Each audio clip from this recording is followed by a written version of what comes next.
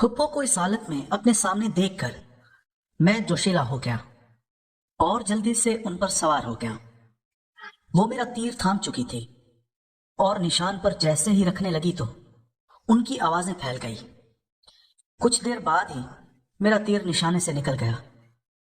میرا نام محبوب ہے، میری عمر 22 سال ہے، میں بہاولپور میں رہتا ہوں۔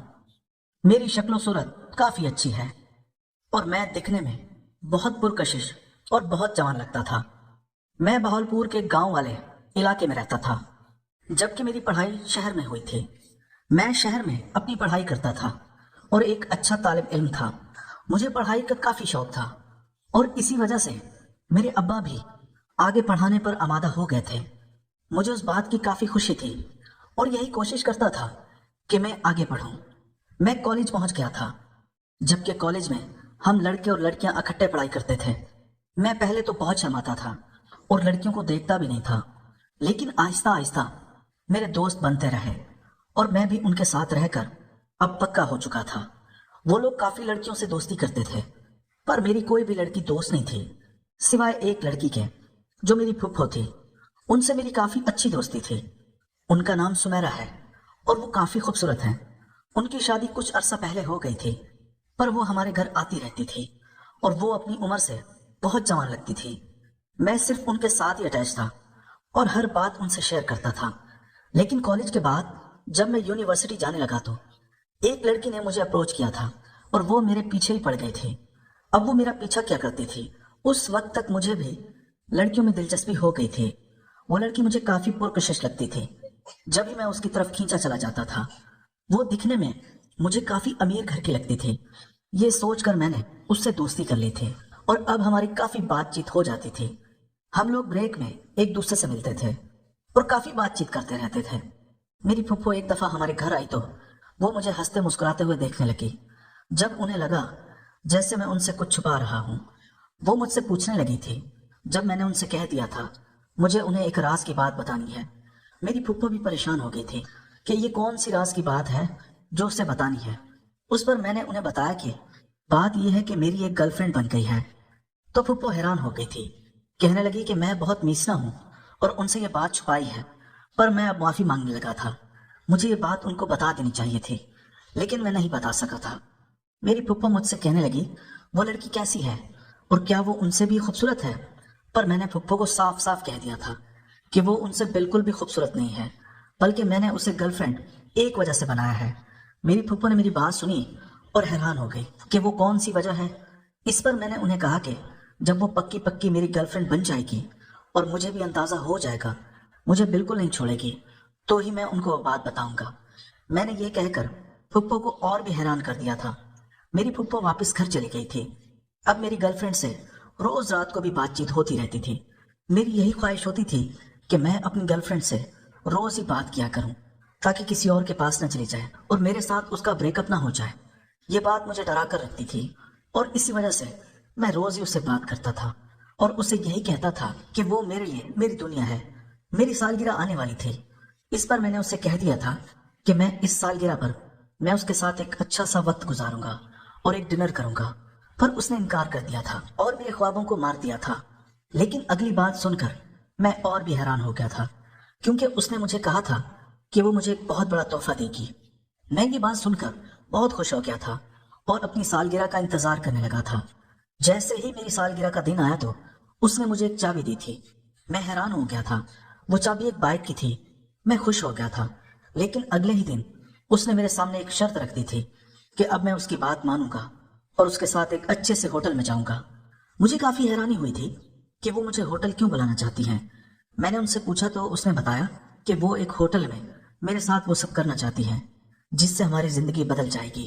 میں اس کی بات سے کچھ سمجھ نہیں پایا تھا اور اس سے کہا تھا کہ وہ مجھے صاف لفظوں میں بتائے، تو وہ کہنے لگی کہ وہ چاہتی ہے کہ میں اسے اپنا بنا لوں، اسی لیے وہ ایک رات ہوٹل میں میرے ساتھ گزارنا چاہتی ہے۔ میں یہ سن کر شوق ہو گیا تھا اور اس سے کہنے لگا یہ سب تو شادی کے بعد ہوتا ہے اور مجھے نہیں معلوم تھا کہ میں کیا کروں گا۔ اس پر وہ کہنے لگی مجھے یہ سب جیسے بھی کر کے کسی نہ کسی طریقے سے کرنا ہی ہوگا۔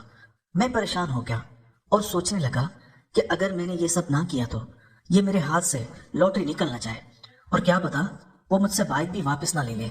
इसी वजह से मैंने फैसला कर लिया कि ऐसा ही करके रहूंगा।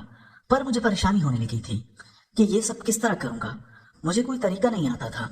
मैंने उनसे 3 दिन का वक्त मांग लिया था और उसने भी मुझे टाइम दे दिया था। अब मैं सोच में पड़ गया था और इस बार मैं नेट से देखने लगा था, लेकिन वो सब कुछ ही बढ़ा चढ़ा कर बता रहे थे। मेरी फुफ्फो भी इन दिनों मेरे घर रहने के लिए आ गई थी। अब हमारे साथ ही रहती थी, क्योंकि गर्मी की वजह से उनके घर रहने वाला कोई हाल नहीं होता था और वो हमारे घर एसी के मजे भी लेती थी। मुझे भी उनके साथ काफी मजा आता था। उन्होंने मुझे नेट पर कुछ सर्च करते देखा तो पूछने लगी कि मैं क्या कर रहा हूँ। मैंने उनसे कह दिया था कि मुझे मेरी गर्लफ्रेंड से मिलने जाना है, पर मुझे समझ नहीं आ रही कि मैं मिलने के बाद उसके साथ क्या करूंगा। मेरी फुप्पो हैरान हो गई थी और हंसने लगी कि मैं इतना बच्चा भी नहीं हूँ जो मुझे पता न चल सके कि मुझे क्या करना चाहिए। वो भी एक हद तक सही थी, पर मैंने उन्हें समझाया कि मुझे तरीका आता है, पर मैं परेशान हूँ कि पहली दफा अगर कुछ गलत हो गया तो उसने मेरा मजाक उड़ाना है। मेरी फुफ्फो को बात याद आ गई जो मैंने उनको बाद में बताने का कहा था। उस पर उसने मुझसे पूछा और मैंने बता दिया कि वो लड़की काफी अमीर है और वो मुझे बाइक भी उसने गिफ्ट की है। इसीलिए मैं नहीं चाहता कि उससे मिलते हुए मुझसे कोई ऐसी गलती हो जाए और वो मुझे छोड़ दे। फुफ्फो मेरी बात पर राजी हो गई थी और कुछ देर सोचने लगी थी। उसके बाद उनके जहन में एक आइडिया आया था और वो मुझसे कहने लगी कि मैं उनके रूम में आऊं तो वो मुझे तफसील से बताएगी कि आखिर करना क्या है। मैं काफी हैरान हो गया था, क्योंकि मेरे जहन में मेरी फुफ्फो के बारे में ऐसा कुछ भी नहीं था और ना ही मैं ऐसा कुछ चाहता था, पर मैं मजबूर होकर मुझे ये सब कुछ करना पड़ा। मैं उनके रूम में गया तो उनके रूम में काफी अंधेरा था और एक बल्ब जला हुआ था। सही माहौल बना हुआ था। मुझे ये देखकर अजीब सा एहसास हुआ था, लेकिन मेरी नजरें जैसे ही फुफ्फो पर गई तो मुझे धचका लगा था, क्योंकि वो नाइट ड्रेस पहनकर वहां पे बैठी हुई थी। उनकी खूबसूरती उस ड्रेस में और भी चमक रही थी।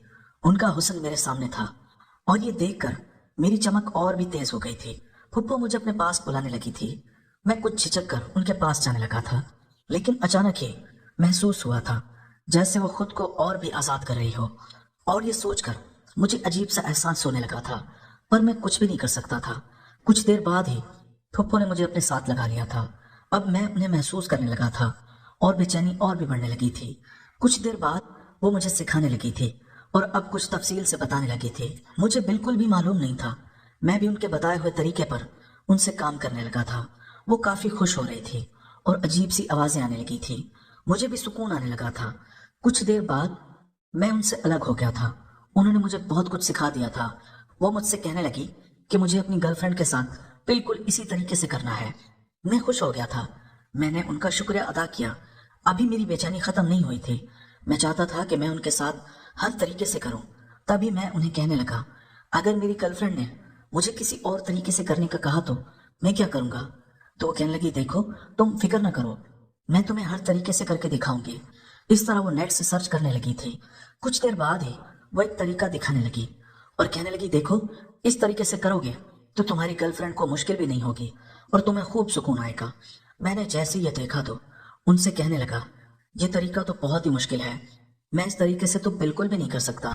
अगर मैंने किया तो बहुत ही वक्त लग जाएगा। जब वो कहने लगी, देखो मैं तुम्हारे साथ करती हूँ और फिर तुम्हें प्रैक्टिस हो जाएगी और फिर तुम अपनी गर्लफ्रेंड के साथ भी कर लेना।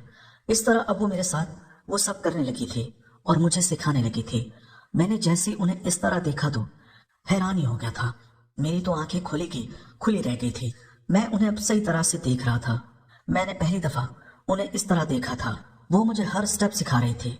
इस तरह मैं आसानी से सब कुछ सीख गया था। मैं उनका शुक्रिया अदा करने लगा कि फुफ्फो, अगर आप मुझे ना सिखाती मुझे बहुत मुश्किल होनी थी और मैं कभी सीख ना पाता। लेकिन फुफ्फो कहने लगी, देखो मैंने तुम्हें सिखा तो दिया है, लेकिन अगर तुमने ये सब कुछ किसी और को बताया तो फिर हम दोनों पकड़े जाएंगे, क्योंकि ये सब कुछ गलत है। मैंने तो तुम पर तरस खाकर तुम्हें सिखाया है, क्योंकि मैं नहीं चाहती थी कि तुम्हें कोई मुश्किल का सामना करना पड़े। मैं उनके पास जाने वाला था जब वो मुझे अपने पास बिठा चुकी थी और कहने लगी कि एक बात तो बताओ। ये सुनकर मुझे पसीने आने लगे थे। ना जाने वो मुझसे क्या पूछना चाहती थी, पर वो कहने लगी, क्या तुम्हारी गर्लफ्रेंड मुझसे भी ज्यादा खूबसूरत है? मैंने एक नजर उन्हें देखा तो अब मैं उन्हें गौर से देखने लगा था। उनके फुटबॉल बहुत ही बड़े थे। मैं देखते साथ ही उन्हें महसूस करने लगा था और उन पर झुक गया था। वो बहुत खुश होने लगी थी। वो शायद यही चाहती थी तभी कुछ देर बाद कहने लगी कि तुमने मेरी बात का जवाब नहीं दिया। मैंने उनसे कहा कि फूफो, आप अपने साथ उस लड़की का मवासा